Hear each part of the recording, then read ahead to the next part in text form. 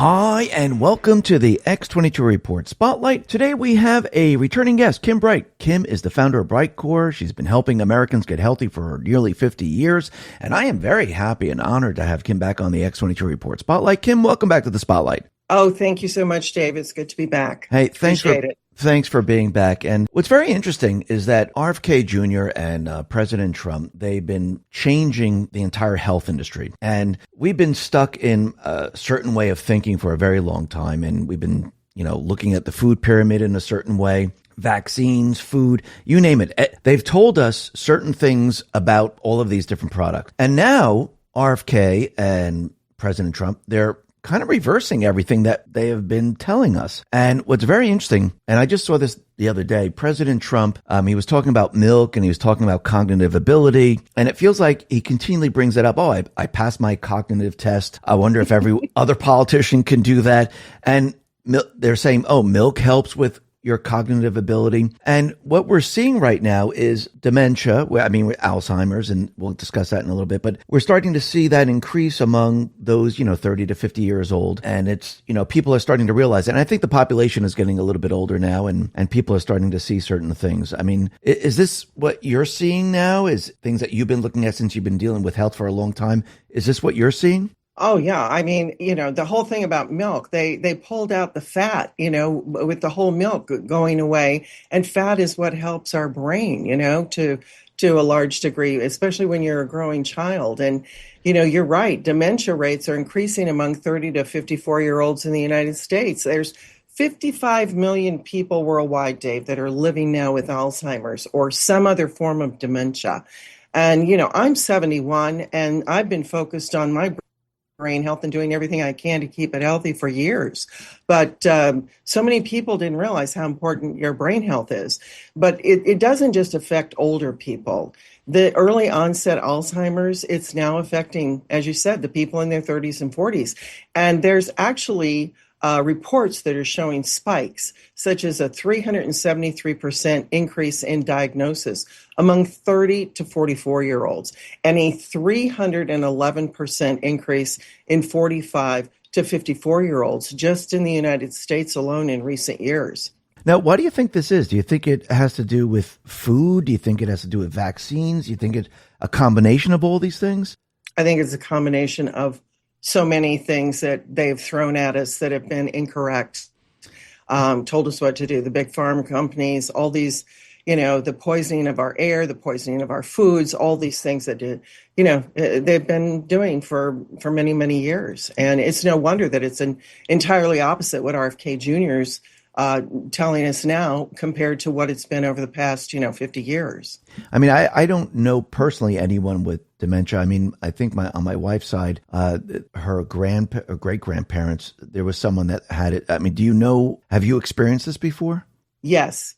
And it's a sad state of affairs. I can tell you this story about a lady from Wisconsin, and it's so heartbreaking. Her name is Rhonda Sutherland, and from Wisconsin. And her story paints a picture of what happens to someone that deals with early onset Alzheimer's. She was this perfectly normal, wonderful wife, mother, teacher, and she was just vibrant and full of life. And at 52 years of age, she suddenly starts to show this sign of decline. And she would keep repeating herself and asking, what time is it? What time is it? And her husband finally realized that she'd actually lost the ability to read a clock. And by the time she was 54 years old, there was this dramatic change in her appearance and the way she looked. She was almost unrecognizable. And after only a few years, she essentially lost almost all of her cognitive function. And it's incredible to see the change that happened in 2 years. It was like she aged 25 years in just those 2 years. And then just before their 40th wedding anniversary, her husband realized that it was really no longer safe for him to care for her or for her to stay at home. And he had to commit her to memory care. And then finally her brain is shutting down enough where she's forgetting to eat, she's forgetting to swallow. And this we're talking about is a very tough battle. I mean, she was only 66 when she died. And so this was, over a span of 12, 14 years, which was a very tough battle for not only her, but her family. And, this is just one of millions of horrifying stories of loss because of this disease. And it must be very difficult for people because, one minute they know who you are, the next minute they don't know who you are. They're forgetting things, that they get lost in certain places. So for families, this is actually very, very tough. Very tough. And especially, if you're going to be the caregiver. Yeah. It's just, and you've lived with this person your whole life, and they've been vibrant and aware, and it's tough to see somebody decline. Is there a difference between dementia and Alzheimer's disease? Oh, yeah. I mean, so many people conflate the difference between dementia and Alzheimer's. Dementia is the broad term for a set of symptoms like memory loss, impaired thinking, and behavioral changes that are going to interfere with your daily life. But Alzheimer's, that's the disease. That is a specific and progressive brain disease that's responsible for dementia in 60 to 80% of cases. And that's caused by the damage and death of brain cells that have been mutated due to sticky protein buildup. And what general dementia and Alzheimer's disease have in common is they are both driven by inflammation and oxidative stress. Oxidative damage triggers the neuroinflammation in the brain, and then that releases more damaging reactive oxygen species known as ROS, and those are comprised of free radicals and non-free radicals. Now, these ROS are very pervasive as the cells are mutating, and then this leads to neuronal death, synaptic dysfunction, and the formation of hallmark plaques. I mean, the most recognizable and common of them is amyloid beta. Now, this ultimately is going to cause cognitive decline and memory loss. And interestingly enough, Dave, inflammation and oxidative stress are also the main drivers for the risk of development of cancer cells. So let me ask you this. Do you think Joe Biden had a form of dementia or Alzheimer's that they were covering up? Oh, big time. Yeah. Big time. Yeah. I think he had it for a long time, and it just kept getting worse and worse and worse. Yes. Yeah. But I guess they were just using drugs or whatever just to, I guess, keep him in a certain state. And I would think so. Yeah. Yeah. I mean, that's what it looked like to me. And I think the rest of the country, except for the news kept saying he was fine. So that's very, very interesting. Well, we know whose side the media is on. We know who they're working for, don't we?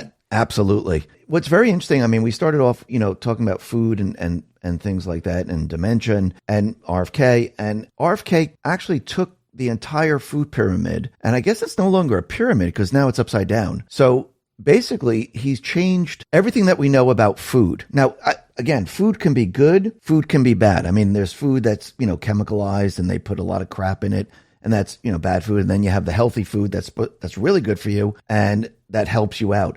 But he changed everything around. I mean, what do you make of him changing the entire food pyramid around? Oh, I think it's totally great. I mean, RFK Jr. and the HHS department, they made the much needed changes to these dietary guidelines because, turning that pyramid upside down, that was the wrong way to eat because we have been indoctrinated over decades to avoid fats, proteins, and eat more grains. The last several decades have shown us that that they're one of the least healthy things because of all the ultra processing and because of all the glyphosate they pour on the grains. And then now sugar's completely disappeared from the chart, and the updated food pyramid is now reflecting what we've learned about dietary health in the last 50 years. So you might not see it by glancing at the chart, but a major influence of the updated dietary guidelines was the inclusion of fermented foods, especially kimchi.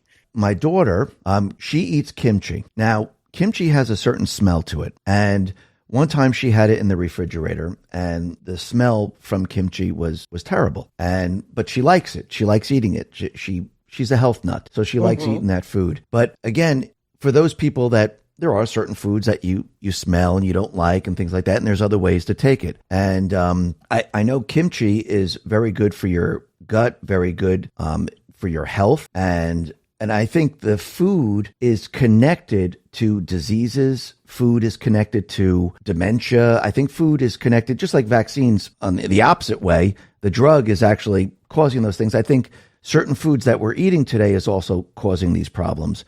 And well, Dave, can I sure, tell you? sure. The gut-brain axis. Let me tell you. Okay. What we eat, what you're saying is true, because what we eat has a tremendous impact on our cognitive health because we have a gut-brain axis, and it's amazing because this gut-brain axis is kind of like a highway, if you will, between your gut and your brain. And it involves nerves like the vagus nerve, your hormones, immune signaling. This is where they're constantly sending messages affecting your mood, digestion, stress, and even your cognitive function. Now, these gut microbes that are in our gut, they play a significant role in this crosstalk. And people think, you've got just one brain. Well, you actually have two brains because your gut is your second brain. It actually talks to your actual brain via that highway, and it's going to influence everything from anxiety to appetite. And so often I've seen when doctors are targeting brain diseases, what they do is they prescribe a medication in an effort to directly target the brain. And that's not the root cause. They're targeting the symptom, which is in the brain. The root cause is in your gut. And so you can't cure the problem if you address the symptom. And so the gut is so important because you have to have that balance of good and bad bacteria in the body.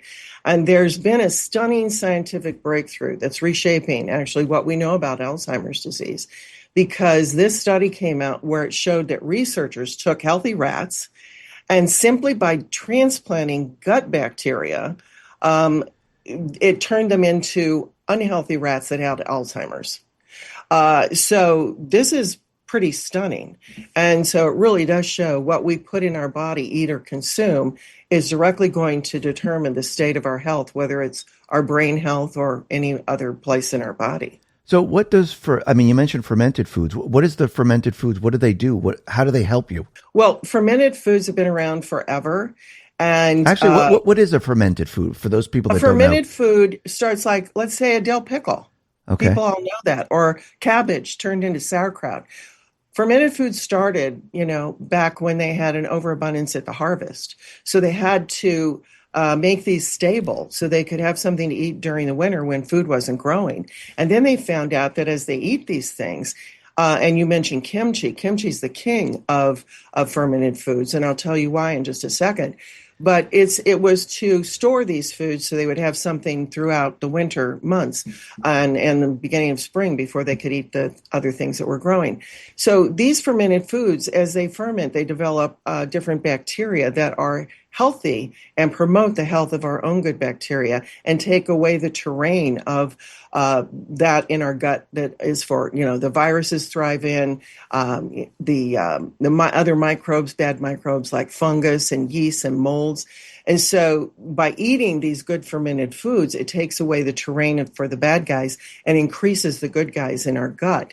And what I'm so excited about is the U.S. government has officially designated kimchi as a health food for the first time. And even though this is the first time that the American government is acknowledging kimchi as a crucial health food, it's not the first time RFK Jr. has expressed the importance of kimchi in his diet. I mean, he went on Fox and Friends, the morning show, and literally said that kimchi changed everything for him. And I heard from a friend that he actually carries a jar of kimchi with him when he goes out to restaurants. So this is very exciting that we have the head of the HHS loving kimchi. So, I mean, do you know, some of the things that he's saying that it helped him with? Oh, yeah. He said on Fox and Friends, he said, I mainly eat meat and I eat fermented foods, especially kimchi, and it's changed everything for me. So he hit the nail on the head because, again, kimchi is the king of fermented food because, the thing about it is it's just so rich in all these good bacteria. I mean, I hear so often from people, I'm eating sauerkraut or I'm eating yogurt and I don't need to eat kimchi because I have other fermented foods in my diet. But here, let me tell you something. Sauerkraut only has 28 different probiotic strains in it, which may be a lot more than, probiotic supplements or other, fermented foods, but it pales in comparison to kimchi, which contains 900 plus. And again, sauerkraut's going to have some benefits for your health, but there's a clear reason why all of these studies, and I mean massive amounts of studies, have been coming out over the years about kimchi and not about other fermented foods. So RFK, he's right on the money to, promote kimchi. So what does kimchi or the fermented foods, how does this help you? Like, does it fight viruses? Does it fight diseases? Does it fight cancer? Like, what does it fight against? Everything you just mentioned. I mean, let's start with cognitive benefits. Okay. There's a groundbreaking study that's titled Bioactive Compounds, excuse me, in kimchi improve the cognitive and memory functions impaired by amyloid beta, that I spoke of earlier. And it showed that it had the dramatic effect on the brain health. Kimchi had this dramatic effect. Now, amyloid beta is a protein that's found in the brain, and it is the key marker for Alzheimer's disease. And then Alzheimer's develops when these amyloid betas clump together, form this cloud of sticky plaques, and they don't go away naturally. So kimchi comes in, and it demonstrated the ability to improve cognitive abilities, not only like memory or performance, but actually emotional health with things like depression and anxiety, because it's preventing oxidative stress, inflammation, and brain cell death. And then kimchi as a cancer preventative, remember, these are the same drivers that led to an increased cancer risk, which is why I wanted to point out another study that measured the potential of lactic acid bacteria that is in kimchi. It's found in kimchi to prevent cancer. Now, this study, using kimchi to prevent cancer, it concluded, and I actually quote, now, the antibiotic-tolerant probiotic presented in kimchi suppresses expression of carcinogen activating enzymes and possesses many other health benefits, such as suppression of growth and development of pathogenic bacteria, intestinal regulation, and immune boosts, especially the W.C. biara and the L. plantarum that's found in kimchi have many effects like anti-inflammatory, immune modulating, and blood cholesterol reducing activity, which may account for their cancer, preventative, and anti-cancer potential. So this is very similar to it doesn't do the same thing, but very similar to like turmeric. You take turmeric and it helps with sore muscles. Kimchi helps with cognitive benefits, cancer preventative, and things like that. So we're starting to see that the foods that they've been trying to hide from us for a very long time, they're actually a benefit to us. And we don't have to take the drugs. We don't have to take the vaccines.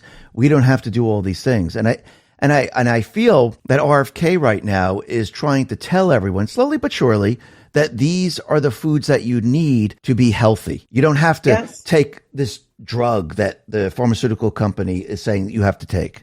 Yeah, he's saying eat real foods. Turmeric's a real food. It's a root, and it's great for things. But kimchi goes so beyond turmeric and even heart health.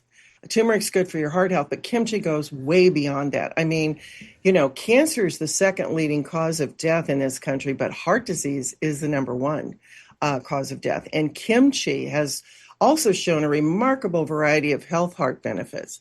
I mean, numerous studies show that consuming kimchi is going to lower triglycerides, blood pressure, LDL cholesterol, and even blood sugar. It actually can control that due to its fiber, its probiotics, and its low sugar content, because that helps to slow the glucose absorption. And it's also improving your insulin sensitivity, and it supports that gut health, like I said. So it's crucial for diabetics or even people with prediabetes. So you can see it just covers just about every area. And, one of the most major contributing factors, Dave, of heart disease is obesity. And kimchi has actually been shown in many studies to reduce the risk of obesity and promote smaller waistlines. It actually boosts your metabolism. It reduces your appetite. And there was even a study that showed kimchi reduced body fat when you ate it every day by 31.8%. I mean, that's huge. Those are big numbers. So for those people that, like, let's say, have diabetes or they have heart problems, they're going to the doctor, they're on certain medication. Does kimchi help reverse what they have? Or do you have to take it ahead of time not to get a heart, not to get the heart problem, not to get diabetes? I mean, of course, eating right and other foods, things, but does kimchi assist in reversing the disease or the illness that you have already? Well, again, all our health starts in our gut, or all our sickness starts in our gut with that imbalance of bad bacteria and good bacteria. So yes, no matter what stage you are, unless you're, 1 foot in a grave, and maybe Yeah. even then, you could turn yourself around. The key thing that the pharmaceutical companies, the doctors, everybody didn't want us to know, that RFK is putting right in everybody's face right now, is eat real food. And why do you do that? Because you're going to nourish your gut microbiome. You're going to, with the real foods like kimchi that has all these, beneficial bacteria, are going to go down there, and there's going to be a war, and the good guys are going to win. We have a war from birth going on between the good and the bad guys in our gut. And when those bad guys grow more than the good guys and they overpopulate, that's when you see heart disease, brain problems, diabetes, obesity, all these things. It all starts in the gut, Dave. And so, yes, you can turn your health around by eating real food like kimchi. And, we created a product called Kimchi One because there's, so many things out there. There's a multitude of studies that have shown the dramatic positive health benefits that come when you consume kimchi on a daily basis. And the daily consumption is key to getting the results. You can't just eat it now and then or once in a blue moon. But that's why we went ahead and created Kimchi One, and we put it in capsules because people are used to taking capsules.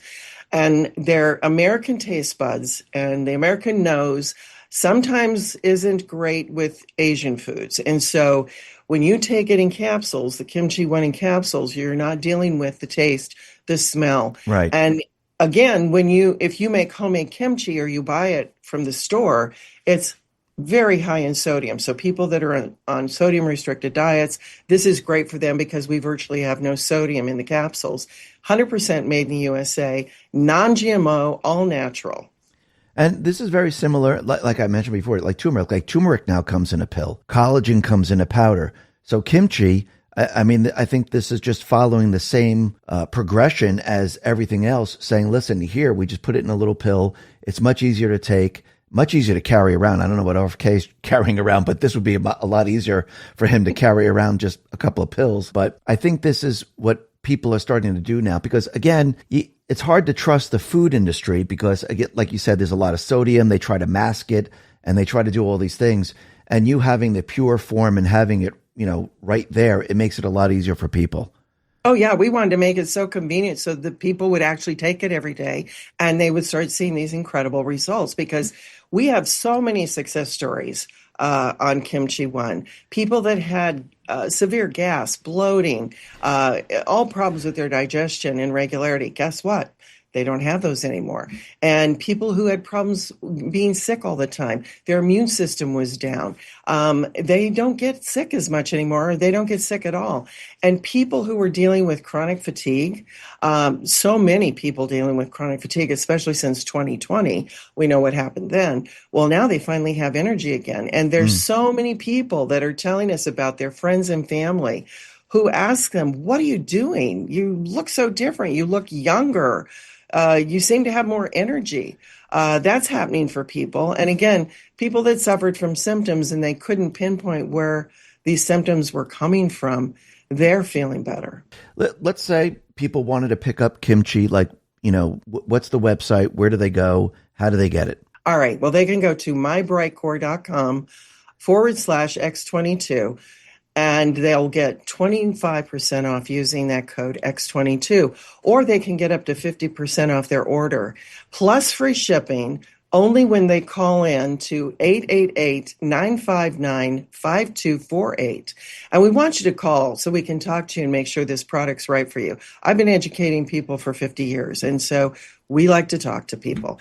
And the first 100 callers that call in and place an order are going to get a free bottle of Thrive. That's our turmeric and curcumin supplement. So call in 888-959-5248. Be one of the first 100 callers to get that free bottle of Thrive with your order. Get up to 50% off and free shipping. So please call now and get that free bottle of Thrive with your order. Great. I'll put all the links at the bottom of the video. Kim, thank you very much for being on the X22 Report Spotlight. I really appreciate it. Thank you very much. Thank you, Dave. Thank you.